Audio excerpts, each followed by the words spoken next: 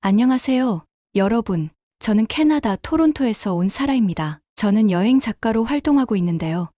이번에는 아시아로의 첫 여행을 결심하게 되었습니다. 저는 아시아의 세 나라, 일본, 중국, 그리고 한국을 방문하면서 각 나라의 문화와 사람들을 경험해 보고 싶었어요. 처음 도착한 곳은 바로 일본의 도쿄였습니다. 도쿄는 세계적인 대도시로 현대와 전통이 조화롭게 어우러진 도시라고 들었어요. 그래서 도쿄에 도착하자마자 저는 기대에 부풀어 있었습니다. 첫날, 저는 도쿄타워를 방문해 보기로 했습니다. 도쿄타워는 도쿄의 전경을 한눈에 내려다볼 수 있는 곳으로 도시의 활기를 느낄 수 있는 곳이었어요. 타워에 올라가서 내려다본 도쿄의 빽빽한 빌딩들과 복잡한 도로들, 그리고 번화한 거리는 정말 인상적이었습니다. 마치 영화 속 한 장면에 들어와 있는 듯한 기분이 들었죠. 도쿄타워에서 도시를 감상한 후 점심으로는 현지인들이 추천해준 스시집에 가기로 했습니다. 제가 스시를 정말 좋아해서 일본에서의 첫 식사를 스시로 하게 되어 너무 기대됐어요. 스시집에 도착했을 때 깔끔하고 전통적인 분위기에 마음이 편안해졌습니다. 하지만 메뉴판이 전부 일본어로 되어 있어서 무엇을 주문해야 할지 고민스러웠습니다. 저는 일본어를 전혀 할 줄 몰라서 음식의 사진을 보고 대충 고를 수밖에 없었죠. 직원분들도 영어를 잘 못하셔서 소통이 원활하지 않았습니다. 결국 저는 메뉴를 잘 모르고 주문하게 되었지만 다행히도 음식은 신선하고 맛있었습니다. 그래도 주문 과정에서 느꼈던 불편함이 약간 남아 있었습니다. 점심을 먹고 나서 저는 도쿄의 아사쿠사 지역을 방문하기로 했습니다. 아사쿠사는 도쿄의 전통적인 분위기를 느낄 수 있는 곳으로 유명하죠. 특히 센소지 사원은 도쿄에서 가장 오래된 사원으로 많은 관광객들이 찾는 명소입니다. 사원에 도착했을 때 저는 사원의 웅장함과 전통적인 건축 양식에 감탄했습니다. 사원의 정문인 카미나리몬을 지나면 길게 뻗은 나카미세 도리라는 전통 상점 거리가 나오는데요. 이곳에서는 일본 전통 기념품과 다양한 먹거리를 팔고 있습니다. 하지만 기대와 달리 사원 주변이 너무 상업화되어 있어서 전통적인 분위기를 제대로 느끼기 어려웠습니다. 관광객들로 붐비고 상인들의 호객 행위도 많아서 마치 거대한 시장에 온 것 같은 느낌이었어요. 제가 기대했던 고즈넉한 일본의 전통미를 제대로 느끼기에는 조금 아쉬운 점이 많았습니다. 특히 나카미세 도리의 상점들은 대부분 관광객을 대상으로 한 상업적인 제품들로 가득 차 있어서 일본 전통의 진정한 매력을 느끼기에는 어려움이 있었습니다. 그렇지만 센소지 사원 자체는 굉장히 아름다웠습니다. 사원의 대문인 호조문을 지나면서 느낀 것은 이곳이 오랜 세월 동안 많은 사람들에게 신앙의 중심지로 자리 잡아왔다는 점이었어요. 사원 내부의 웅장한 불상과 섬세한 장식들은 제가 상상했던 일본의 전통미를 잘 보여주고 있었습니다. 그러나 사람들로 가득 찬 상업적인 거리에서 벗어나고 싶다는 생각이 들었습니다. 저는 사원에서 빠져나와 조금 더 도쿄의 전통적인 모습을 찾아보기로 했습니다. 하지만 도쿄에서 전통을 유지하면서도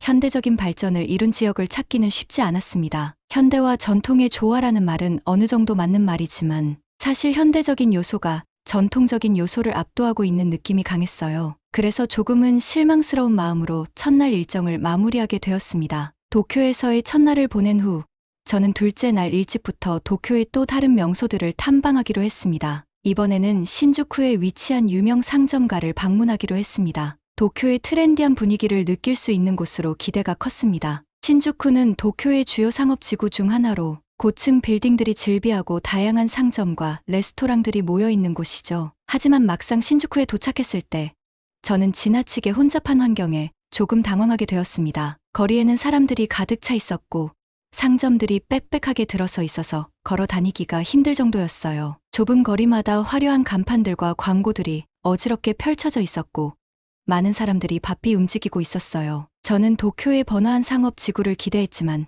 이렇게까지 혼잡할 줄은 몰랐습니다. 결국 제대로 구경하기도 전에 피로감이 몰려왔습니다. 점심을 먹기 위해 한 전통 우동집에 들어갔습니다. 우동은 일본에서 꼭 먹어보고 싶은 음식 중 하나였는데요. 메뉴판이 전부 일본어로 되어 있어 또다시 고민이 되었습니다. 사진만 보고 음식을 고를 수밖에 없었어요. 직원분들에게 영어로 문의해봤지만 역시 소통이 잘 되지 않았습니다. 결국 저는 대충 주문을 했는데 음식이 나오기까지 시간이 꽤 오래 걸렸습니다. 음식은 맛있었지만 주문 과정에서 느낀 불편함과 기다리는 동안의 피로감이 식사를 온전히 즐기지 못하게 했습니다. 그날 오후 저는 도쿄의 대중교통을 이용해 다른 지역으로 이동하기로 했습니다. 일본의 대중교통은 질서정연하기로 유명해서 기대가 컸어요. 특히 도쿄 지하철은 세계적으로도 매우 발달된 시스템을 가지고 있다고 들었어요. 그러나 막상 지하철을 타보니 일본의 지나치게 경직된 분위기가 저를 조금 불편하게 만들었습니다. 지하철 안에서 사람들은 모두 조용히 있었고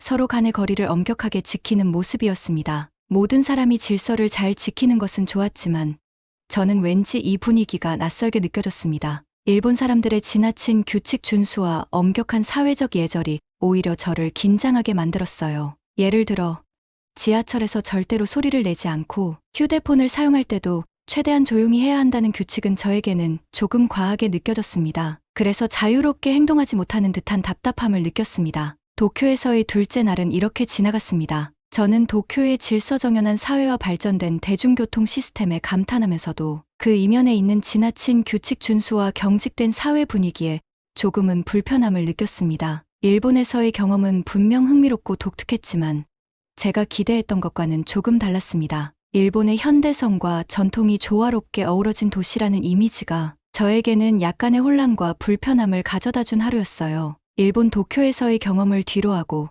저는 중국 상하이로 향했습니다. 상하이는 중국의 경제 중심지로 그 화려함과 규모에 많은 기대를 품고 있었습니다. 도착했을 때 공항에서 본 현대적인 모습과 시내로 향하는 도로에 늘어선 고층 빌딩들은 정말 인상적이었어요. 상하이는 분명 세계적인 대도시였고 저는 이 도시가 품고 있는 다양한 매력을 경험해 보고 싶었습니다. 둘째 날, 저는 상하이의 전통적인 면모를 느껴보고자 유명한 치바오 수양 마을을 방문했습니다. 이곳은 상하이의 오래된 전통을 간직한 곳으로 아름다운 수로와 전통 건축물이 어우러져 있어 마치 과거로 여행을 떠난 듯한 느낌을 준다고 들었습니다. 그러나 마을에 도착하자마자 저희 기대는 크게 무너지고 말았습니다. 좁은 골목마다 관광객들이 가득 차 있었고 수로 주변의 경치는 쓰레기들로 인해 훼손되어 있었습니다. 많은 사람들이 길거리에 쓰레기를 무분별하게 버리고 있었고 이로 인해 마을의 아름다움이 많이 손상된 느낌을 받았습니다. 원래의 고요한 분위기를 기대했지만 현실은 너무 혼잡하고 지저분해 보였습니다. 마을 안의 상점들은 대부분 관광객을 상대로 운영되고 있었는데 몇몇 상인들은 바가지를 씌우려는 듯한 행동을 보였습니다. 저는 전통적인 기념품을 몇 가지 사려고 했지만 상인들이 지나치게 높은 가격을 부르는 일이 많았고 흥정을 시도하자 오히려 불쾌한 반응을 보였습니다. 상점 주인들이 외국인인 저를 상대로 터무니없는 가격을 제시하는 모습을 보니 이곳에서 더 이상 쇼핑을 하고 싶은 마음이 사라졌습니다. 결국 아무것도 사지 않고 마을을 떠나게 되었습니다. 점심시간이 되어 저는 현지에서 인기 있는 식당을 찾아가 보기로 했습니다. 하지만 식당 내부는 매우 혼잡했고 자리를 찾는 것조차 힘들었습니다. 어렵게 자리를 잡고 나서야 겨우 음식을 주문할 수 있었는데 메뉴는 전부 중국어로 되어 있어 주문하는데 시간이 꽤 걸렸습니다. 간신히 주문을 마치고 기다리는 동안 옆 테이블에 앉아 있던 한 가족이 음식을 먹으며 큰 소리로 이야기하는 모습을 목격했습니다. 그들은 음식을 먹는 내내 테이블 위에 침을 뱉고 남은 음식을 마구 흩어놓고는 그대로 자리를 떠났습니다. 이러한 무례한 행동에 저는 경악을 금치 못했습니다. 더 큰 충격은 식당 직원들이 이런 상황에 전혀 신경을 쓰지 않고 그저 익숙한 일상처럼 받아들이는 듯한 태도를 보였다는 점이었습니다. 식당의 위생 상태에 대한 심각한 우려가 들었고 저는 식사를 제대로 즐기지 못했습니다. 그 후 상하이 시내로 돌아와 유명한 쇼핑몰을 방문해 보기로 했습니다. 쇼핑몰 내부는 현대적이고 잘 정돈되어 있었지만 상점 직원들의 태도는 기대에 미치지 못했습니다. 몇몇 직원들은 제가 물건에 대해 질문할 때 무시하거나 불친절하게 대했습니다. 외국인인 저를 대하는 태도에서 무시하는 듯한 느낌을 받았고 결국 아무것도 사지 않고 쇼핑몰을 떠나게 되었습니다. 이곳에서의 쇼핑은 즐거움보다는 실망을 더 많이 안겨주었습니다. 그렇게 쇼핑몰에서 나오는 길에 충격적인 장면을 목격하게 됩니다. 한 중국인이 도로 한복판에서 아무렇지도 않게 바지를 내리고 용변을 보고 있는 모습을 보게 된 것입니다. 더 충격적이었던 것은 주변의 다른 중국인들도 평범한 일인 것처럼 전혀 이상해할 것이 없다는 듯한 모습이었습니다. 상하이 같은 대도시에서 이런 일이 일어날 수도 있다는 사실에 경악했고 문화적 충격으로 다가왔습니다. 저녁 무렵 저는 상하이의 랜드마크 중 하나인 상하이 타워를 방문하기로 했습니다. 상하이 타워는 세계에서 두 번째로 높은 빌딩으로 상하이의 스카이라인을 한눈에 볼 수 있는 장소였습니다. 타워에 오르기 전 저는 이 도시의 화려한 야경을 기대하며 길을 걷고 있었습니다. 그런데 길을 걷던 중 남성들이 큰 소리로 싸우는 장면을 목격하게 되었습니다. 그들은 서로에게 욕설을 퍼부으며 길거리에서 격렬하게 다투고 있었고, 주변 사람들은 아무런 제재 없이 그저 구경만 하고 있었습니다. 싸움은 한참 동안 계속되었고, 경찰이 도착하기까지는 시간이 꽤 걸렸습니다. 이러한 상황을 보면서 저는 상하이의 혼란스러운 면을 다시 한번 느끼게 되었습니다. 마지막으로 상하이 타워에 올라 도시의 야경을 감상했지만, 그날 하루 동안 겪은 일들 때문에 마음이 무거웠습니다. 상하이에서의 마지막 날은 예상과 달리 많은 실망을 안겨주었습니다. 아름다운 도시라고 생각했던 상하이에서의 경험은 혼란과 불편함으로 가득 차 있었고, 저는 더 이상 이곳에서 여행을 계속할 수 없다고 판단했습니다. 결국 비행 일정을 변경해 한국으로 향하기로 결정했습니다. 비행기 안에서 저는 마음이 복잡했습니다. 일본과 중국에서의 실망스러운 경험들 때문에 아시아에 대한 기대가 사라진 상태였어요. 한국에서도 비슷한 경험을 하게 될까봐 걱정이 앞섰습니다. 하지만 저는 마지막으로 한국에서 새로운 경험을 해보겠다는 다짐을 하며 비행기에 몸을 실었습니다. 일본과 중국에서의 여행은 기대했던 것만큼 만족스럽지 않았습니다. 일본 도쿄에서는 지나치게 경직된 사회 분위기와 소통의 어려움이 저를 지치게 했고, 너무 상업화된 관광지에서 전통적인 일본의 매력을 느끼기 어려웠습니다. 중국 상하이에서는 예상치 못한 무질서와 불친절함이 저에게 큰 실망감을 안겨주었고, 상업적인 요소들이 너무 강조되어 있었습니다. 이런 경험들 때문에 아시아에 대한 기대가 점점 낮아지고 있었습니다. 하지만 한국 서울에서의 여정은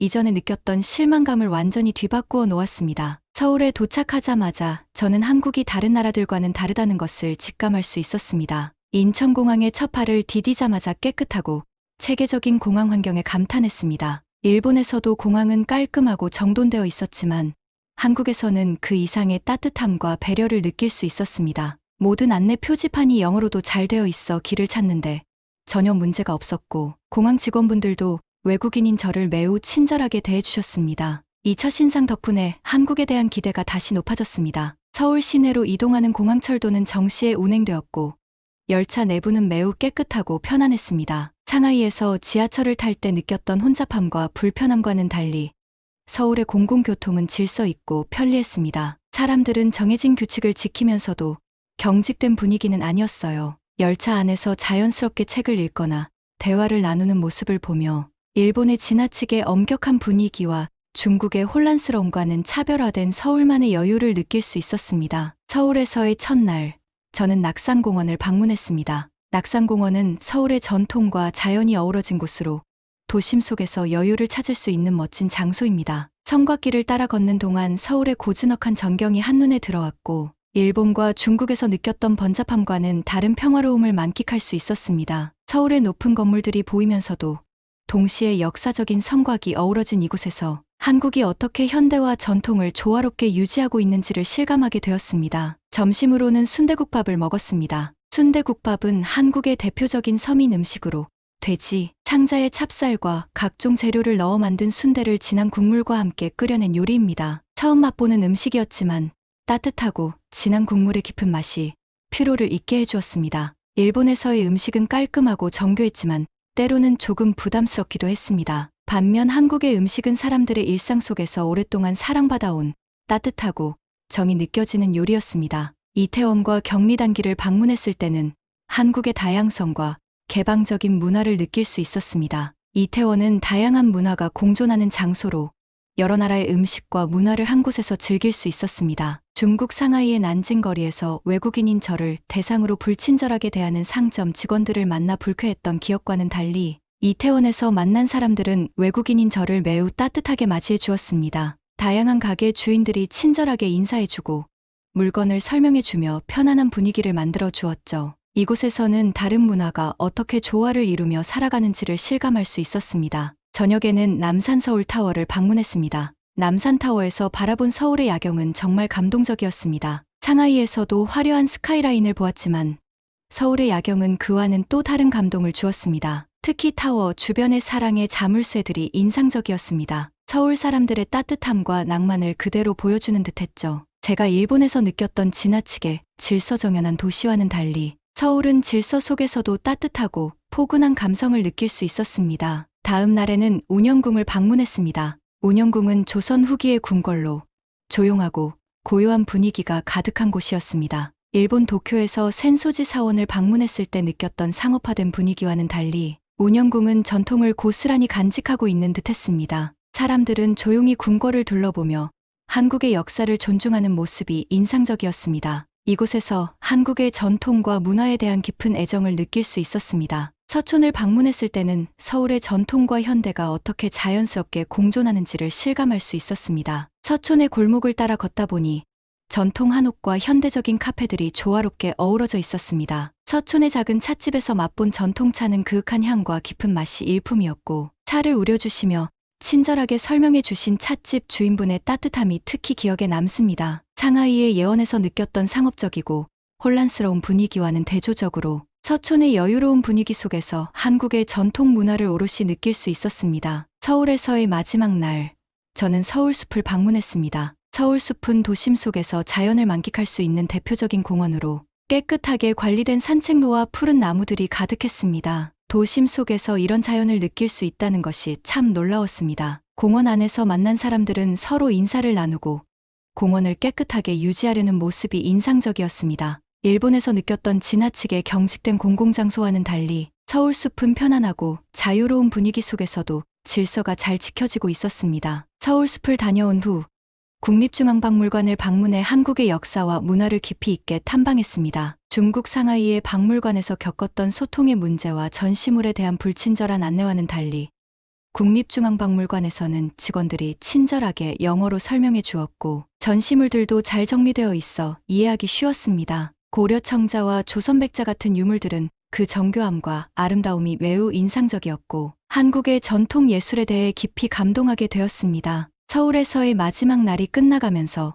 저는 한국에서의 경험이 얼마나 특별했는지 깨닫게 되었습니다. 일본과 중국에서 느꼈던 불편함과 실망감을 모두 씻어낼 수 있을 만큼 한국에서의 여정은 따뜻하고 풍부한 경험들로 가득했습니다. 질서 정연하면서도 인간미 넘치는 사람들, 깊은 역사와 현대가 조화롭게 공존하는 도시, 그리고 무엇보다도 따뜻한 환대와 친절이 한국 여행을 완벽하게 만들어 주었습니다. 저는 이 나라를 다시 방문하고 싶다는 강한 마음을 가지고 한국을 떠났습니다. 이렇게 한국에서의 긍정적인 경험은 제게 깊은 인상을 남겼고 다시 한번 아시아 여행에 대한 기대를 높여주었습니다. 한국의 따뜻한 환대는 제가 앞으로도 오랫동안 기억할 것입니다. 여러분도 한국을 여행해 보신다면 저와 같은 따뜻함과 감동을 느끼실 수 있을 것이라 믿습니다. 제 이야기를 들어주셔서 감사합니다. 오늘의 사연 어떻게 들으셨나요? 이 사연을 읽고 나서 저는 여행지에서의 경험이 얼마나 중요한지 다시 한번 생각하게 되었습니다. 여행을 통해 새로운 문화를 접하고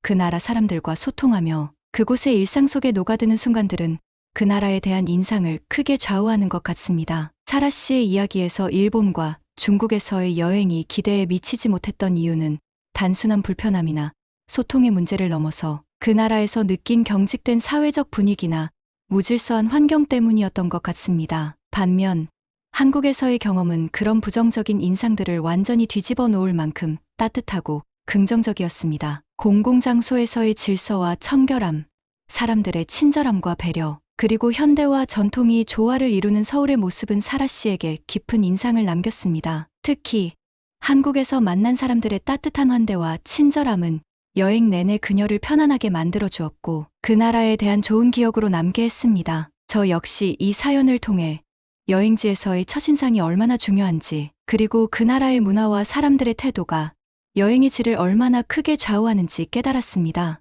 여행은 단순히 새로운 장소를 방문하는 것이 아니라 그곳에서의 경험이 우리의 기억 속에 오래도록 남는다는 것을 다시 한번 느꼈습니다. 앞으로 제가 여행을 계획할 때도 이 이야기를 떠올리며 조금 더 신중하게 여행지를 선택하고 그곳에서의 문화를 존중하며 사람들과 소통할 수 있도록 노력해야겠다는 생각이 들었습니다. 오늘의 사연이 좋으셨다면 구독과 좋아요를 눌러주세요. 여러분의 구독과 좋아요는 큰 힘이 됩니다. 앞으로도 더 많은 이야기를 여러분과 나누기 위해 노력하겠습니다. 끝까지 시청해 주셔서 감사합니다.